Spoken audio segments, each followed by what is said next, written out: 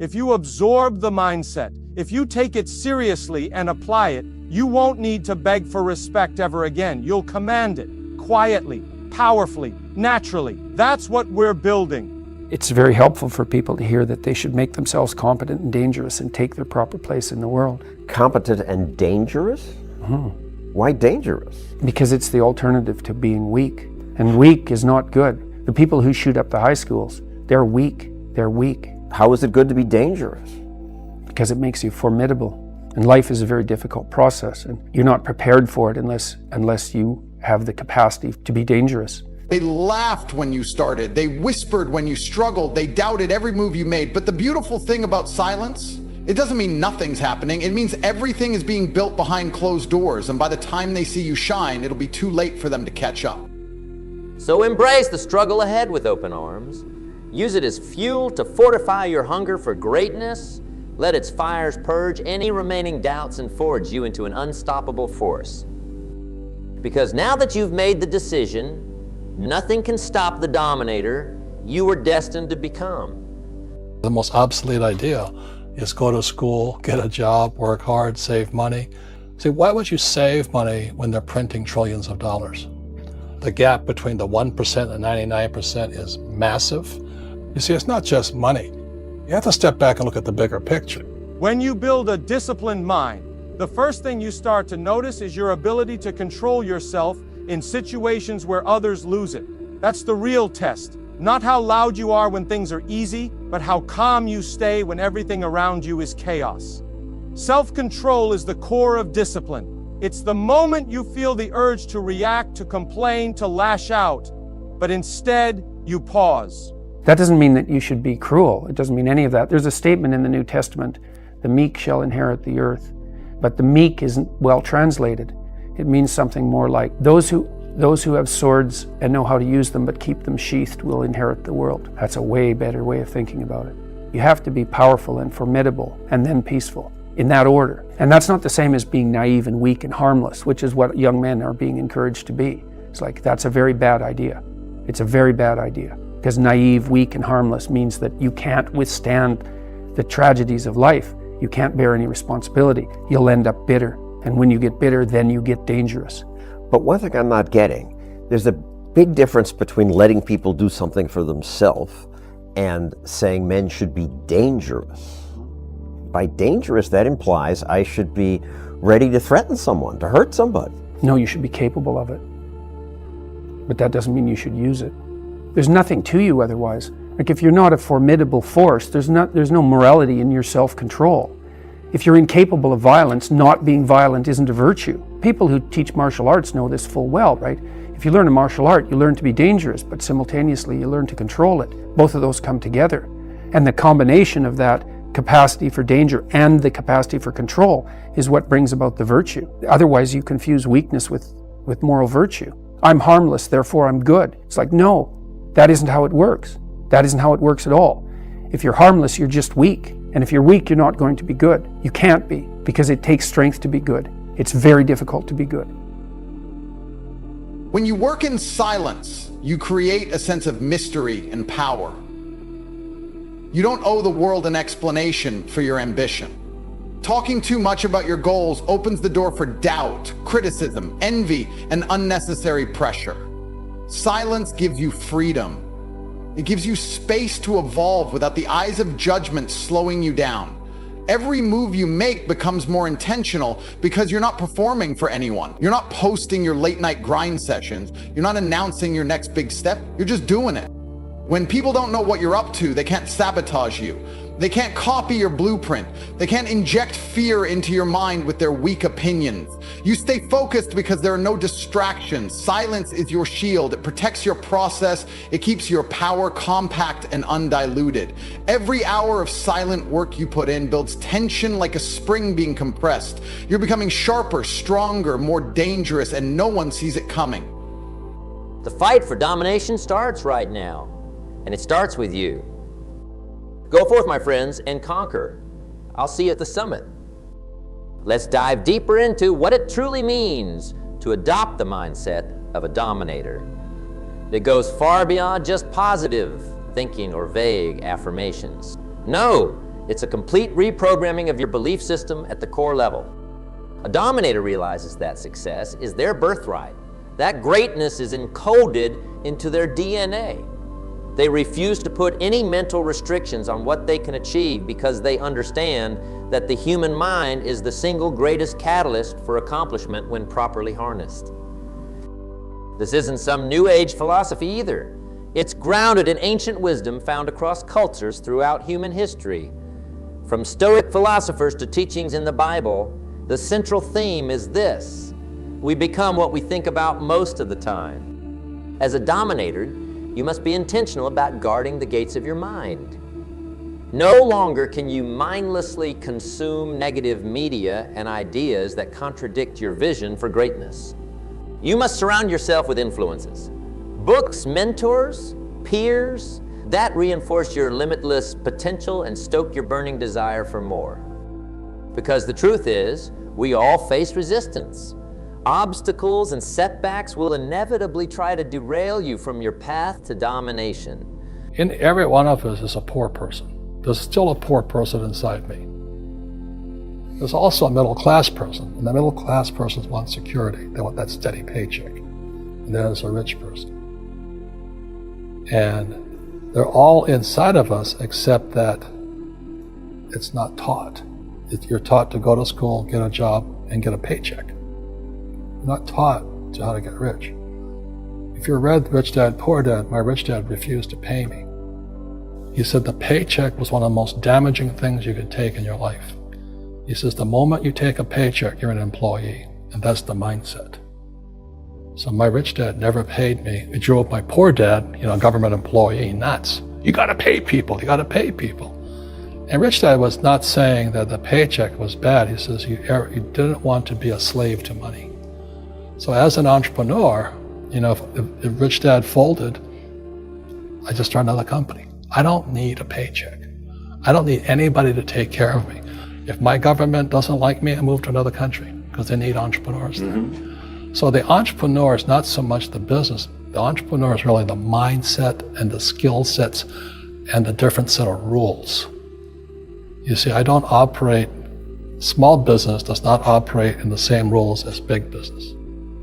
Entrepreneur is a mindset first, a skill set, and rules. And depending upon whether you're an employee or a small business, the rules are different.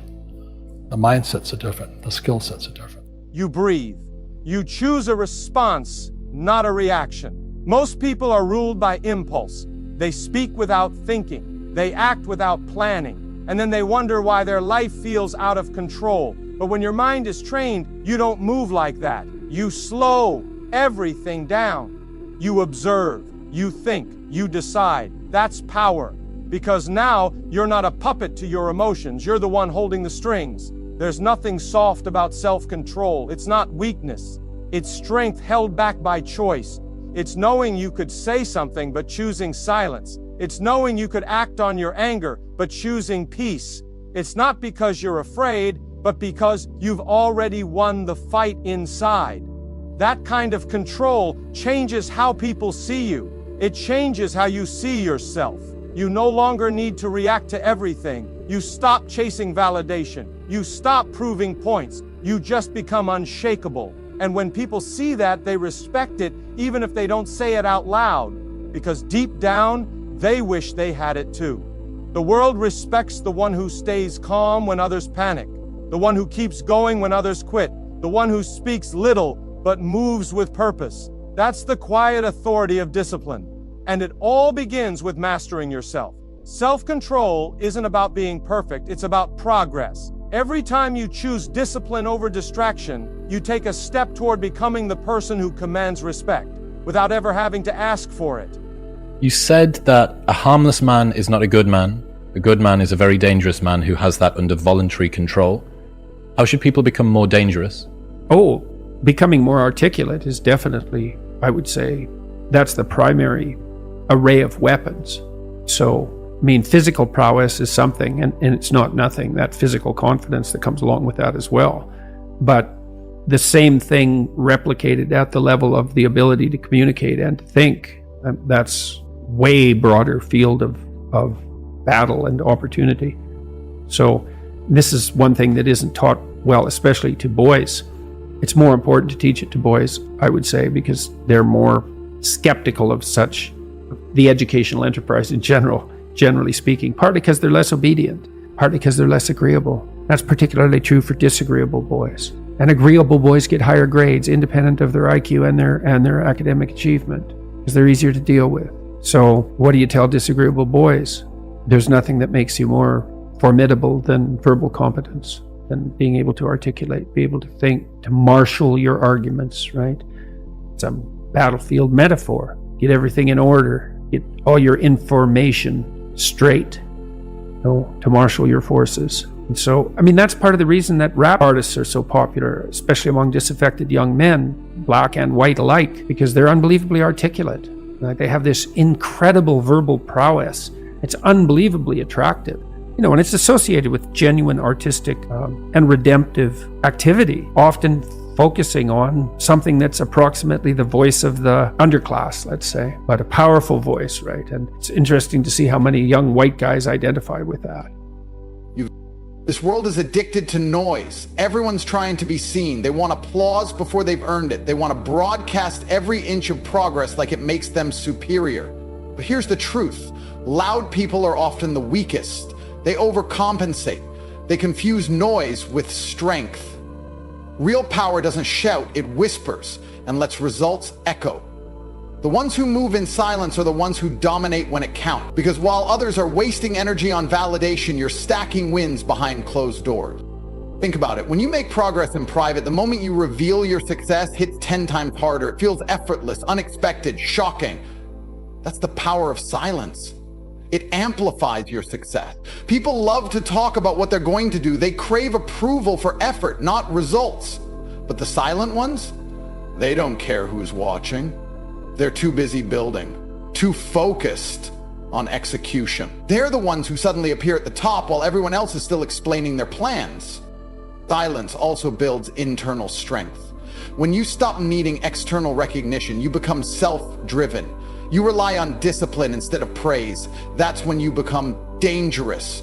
You're not feeding off applause, you're feeding off your own fire. And that fire doesn't go out just because no one's clapping. In fact, it burns hotter, stronger, because you're doing it for you, not for approval. In silence, you sharpen your craft. You fix your flaws without the world watching you bleed. You fall, get up, adapt, evolve, and nobody knows how close you were to giving up. But you didn't. And when you show up with the win, they won't understand how you did it. But a dominator sees resistance not as a threat, but as an opportunity to call forth more strength. Like hydrogen and oxygen exposed to a spark. Resistance allows you to ignite and unleash your intensity of effort. When a setback strikes, the victim mindset withers and comes up with 1,000 excuses. Why it's okay to quit or scale back ambition. Not the dominator. No, the dominator takes soul-searching inventory of what went wrong, adjusts, and comes roaring back with an even fiercer resolve, spinning that adversity into rocket fuel for their resurgence. Take a look at Jerry Rice, considered by many the greatest football player ever. After being vastly underrated coming out of college, he could have taken the rejection as a sign to just be content as an average player. But he instead used that slide as fuel, out-training and out, preparing every other athlete through maniacal work ethic. The result, 13 seasons of over 1,000 receiving yards, a feat no other player has even come close to. That's the essence of the dominator mindset, turning every obstacle into an advantage. Not just once, but continuously renewing that ravenous hunger and expectation of greatness each day through discipline, belief, grit, and faith that you were put on this earth for something extraordinary. Because the reality is, every person has the seed of greatness within them, but it remains dormant in most. As dominators, our charge is to relentlessly cultivate that seed through actively reinforcing the thoughts, habits, and influences that feed our internal fire. That's what allows us to create our own reality through sheer force of physical and mental exertion, to bend circumstances to our will instead of being victimized by them. to not just accomplish our goals, but to utterly demolish them and immediately reset the bar even higher. If you could say one thing to somebody who has never been an entrepreneur and they're thinking about making the leap of faith into becoming an entrepreneur, what could you tell them? Well, I'll just tell them the same thing that happened to me. You know, my last paycheck, I still remember it clearly. It was one of the worst and the best days of my life. And I was in Puerto Rico. I was working for Xerox, and my boss gave me my last, it wasn't a paycheck, it was a bonus check. I think it was about $30,000 taxable. It's the only problem with that. So I got this check and I went, holy mackerel. You know what I mean? So I was excited, but I was also disturbed. And so this other guy comes up to me, his name was John, and John says to me, he says, you're gonna be back. I said, why? He says, because you're gonna fail. I looked at him and said, look, few expletive words, because that's what he did. He left Xerox, failed, and he came back. And I said, look, you failed and you came back, but I'm gonna fail and I'm never coming back. And that's the attitude. Do you know what I mean? If you say, well, if I fail, I'll go back to mommy and daddy, then that's what you'll do. So if you fail, that's when I became an entrepreneur, because I had no money. I had no money for years. You know, I didn't have a paycheck. But that's what my rich dad encouraged me to do. He says, when you don't have this paycheck, you get hungrier, smarter, and it's a test of your character. Will you become a crook? Will you become dishonest? Will you cheat and steal? Or will you become a better human being? So really, that's the benefit of becoming an entrepreneur, is you really find out who you are when you don't have anything. Respect doesn't come from appearances. It comes from what people sense about you. And what they sense is shaped by how you carry yourself, how you think, how you react. Discipline is what creates that energy. The more grounded your mind becomes, the more people recognize something different in you, even if they can't explain it. When your thoughts are steady, when your actions are intentional, people notice, not because you're demanding attention, but because your discipline shows up in everything you do, in how you walk, in how you speak, in what you choose to ignore. That kind of presence is rare in a world full of noise and distractions. And that's why it stands out. You don't need to tell anyone who you are. Let your discipline do that. Let your work speak. Let your habits speak. Let your patience and focus speak. The mind that is trained to stay calm, stay consistent, and stay true. It doesn't need a stage to be powerful. People respect what they can feel is real. And real discipline, real control is impossible to fake. Most people live by emotion. They say things just to be heard. They act out to get a reaction. But a disciplined mind doesn't chase attention. It doesn't move with the crowd. It creates its own standard, and that standard becomes a mirror. Others look at you and see what they're missing in themselves. That's why respect follows you, not because you asked for it, but because you became the example. When your discipline is stronger than your mood, stronger than your doubts, stronger than your distractions, you become someone others quietly admire. You become the one they look at when they're lost. Because your stillness, your strength, reminds them that control is possible, that there's another way to live, and that's the secret. When you master yourself, you no longer need to say a word. Your life does all the talking. Every day, there's a silent battle happening inside your mind. It's not always loud. It doesn't always show on the outside, but it's there. The battle between what you want now and what you want most. That confusion, that shock, that's the reward. That's the payoff of keeping your mouth shut and your head down. Power comes from control. Control your environment, control your emotions, control your mouth. Let your silence do the heavy lifting, and when the time comes to strike, they won't be ready. Success is the best revenge because it renders all criticism, doubt, and negativity powerless. When people doubt you, talk behind your back, or try to bring you down, the natural reaction is to defend yourself, to fight back with words. But words rarely change minds. People believe what they see, and nothing proves your worth, your grind, and your strength like undeniable success. When you rise, when you win, when you walk into the room as a living example of discipline and results, it shuts everyone up. That's the kind of revenge that lasts. It's not about hurting others.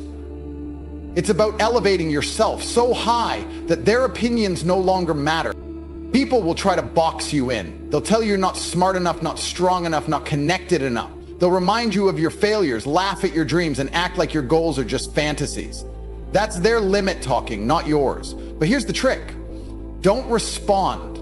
Don't justify. Don't try to prove anything with noise. Just work. Let them believe whatever they want. That belief becomes their weakness. Because while they waste time talking, you're turning every insult into fuel. You're taking every bit of doubt and turning it into drive. And when your success finally hits, it becomes a mirror that forces them to face their own mediocrity.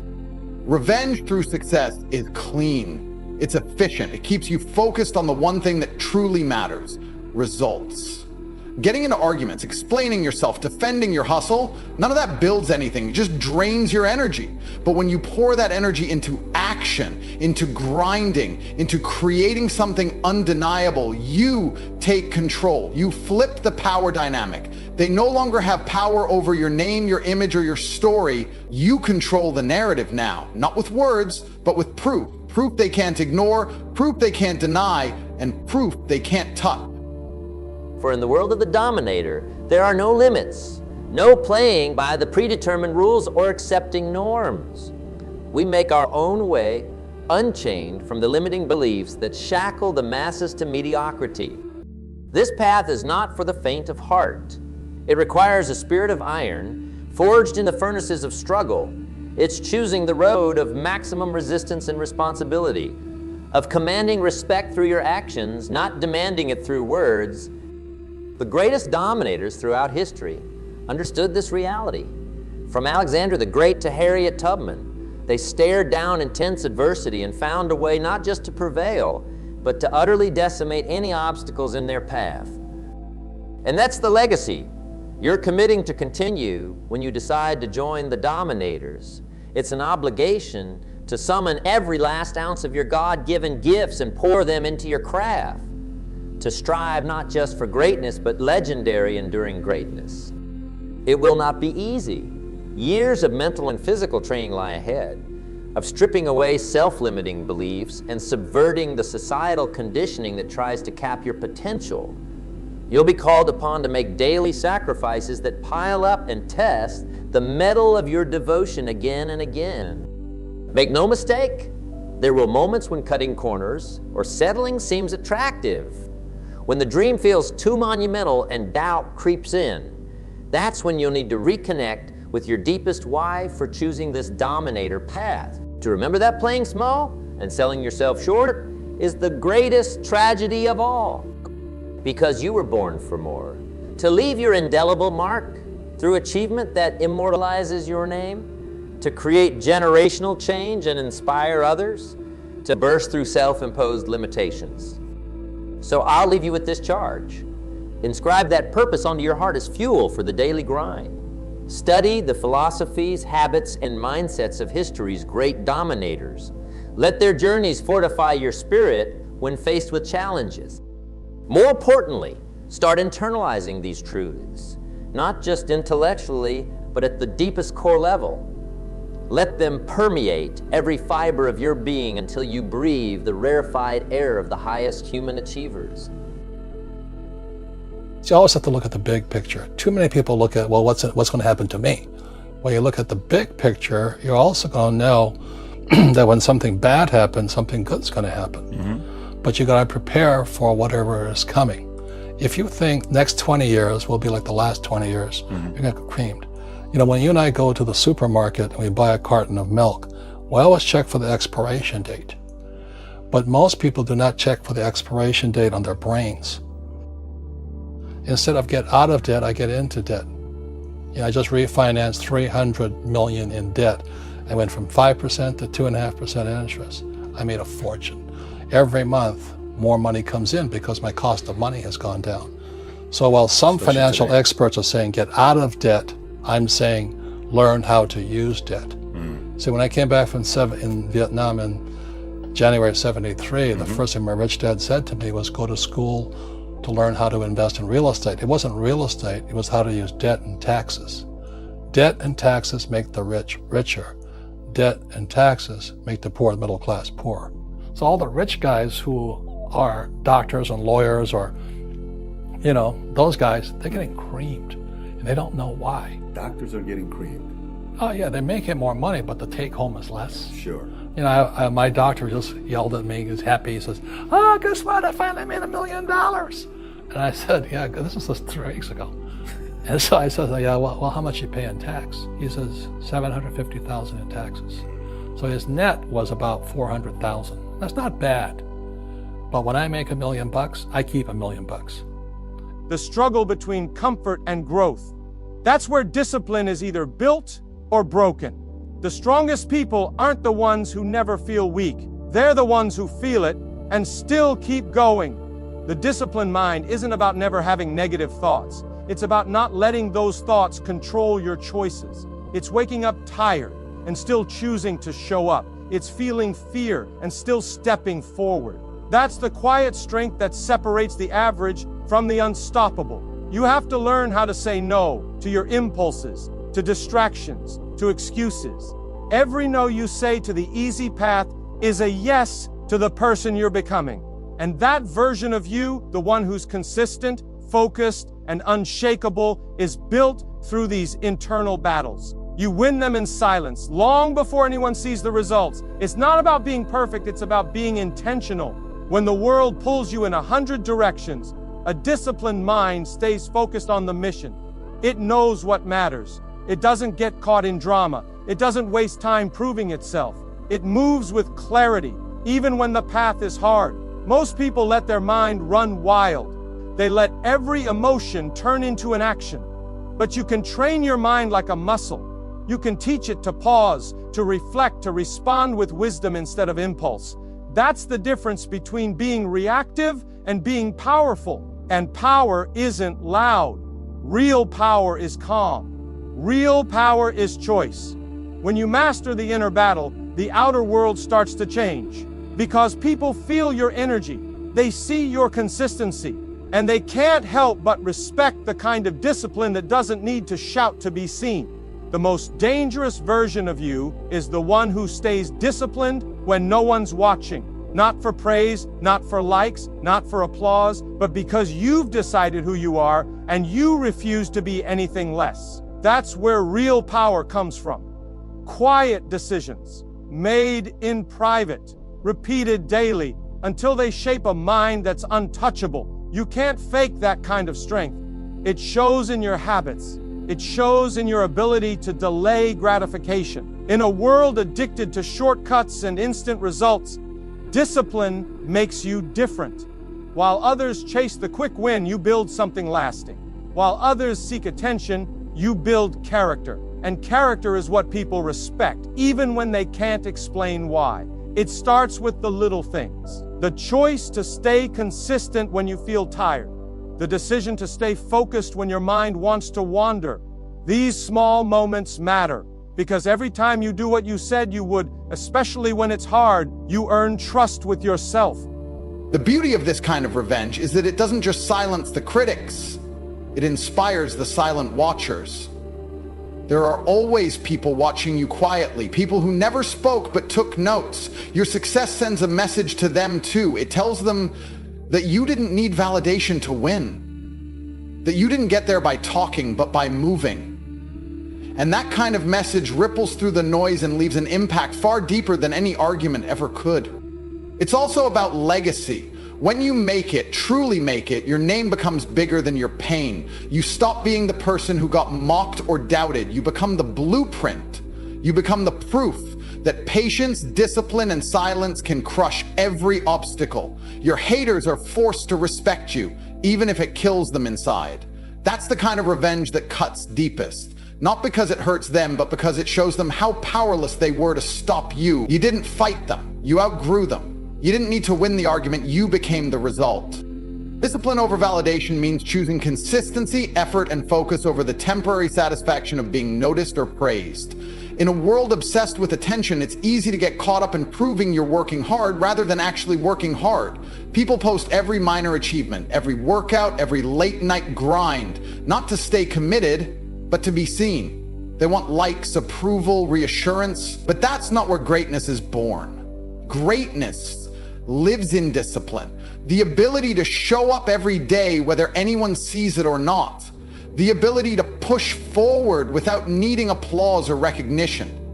That's where real growth happens. Validation feels good, but it's a trap. It becomes addictive. Once you start needing it, you become a slave to it. You start measuring your progress not by how far you've come, but by how much attention you're getting. That mindset is weak. It's built on emotion, not principle. The moment people stop clapping, you start slowing down. The moment the praise dries up, your motivation fades. That's not strength. That's dependence. Discipline doesn't rely on mood, on praise, or on other people. It's a decision you make daily, regardless of who's watching. People who live off validation burn out quickly. They might start strong, loud and proud, but as soon as things get hard or unnoticed, they fall off. They weren't truly in love with the process. They were in love with the attention. But discipline is different. Discipline shows up in silence. It doesn't need a camera. It doesn't need credit. It just shows up, puts in the work, and gets the job done. Day after day, no matter what, it's cold, it's consistent, it doesn't flinch, it builds results that no amount of applause can ever match. There's also a certain peace that comes with choosing discipline over validation. You stop caring what others think. You stop chasing their approval. You stop living for the crowd and start living for your purpose. That kind of freedom is rare. Most people are controlled by opinions. They make decisions based on how others will react. But when you lock in on discipline, none of that noise touches you. You move different. You don't chase attention. You let success attract it naturally. And when that happens, it's more powerful because it's real. You can fake effort online. You can fake hustle with talk, but you can't fake discipline. That's why it wins.